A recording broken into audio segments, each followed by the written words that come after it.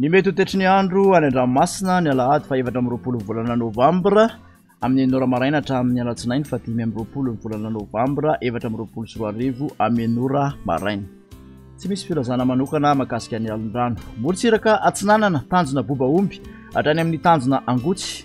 Mandrahona ny andro amin'ny ankapobeny. Ho avy atsimon'ny rivotra ka ho sivoka hatramin'ny 20 kilometatra isan'ora. Anonjabe Ranomasina avy ny onja anodidina ny 1.5 metatra.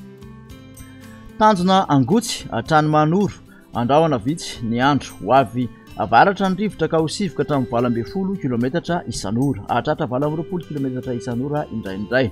Adiny mpanondrana Anonjabe Ranomasina avy ny onja raika hatramin'ny 1.5 metatra. Manoratra ny taolany aro isy tandrifin-drahona mahalana. Ho avy avaratra kosa ny rivotra ka ho 20 hatramin'ny 20 kilometatra isan'ora any avaratry farafangana. Ho avy atsimo any ankafa ka ho sivoka hatramin'ny 20 kilometatra isan'ora. Anonjabe Ranomasina avy ny onja anodidina ny 1.5 metatra. Taolany aro hatrany amin'ny tanjona vohimena mibalika ny masoandro. Ho avy atsimatsanana ny rivotra ka ho sivoka hatramin'ny 20 kilometatra isan'ora. Anonjabe Ranomasina avy ny onja 1.5 hatramin'ny 2 metatra.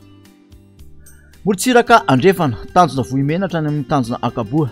Mibalika ny masoandro. Ho avy atsimon'ny rivotra ka ho sivoka hatramin'ny 20 kilometatra isan'ora.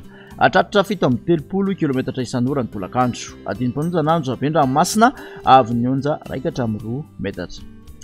Tanjona ankaboa hatrany amin'ny tanjona vilanandro. Isy tandrifin-drahona mahalana manamorona ny melaky.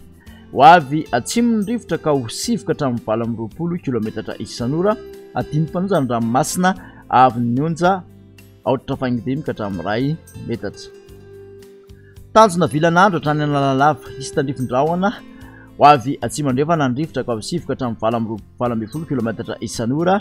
Oton'ny Ranomasina avy ny onja ho latsaky ny 8.5 metatra.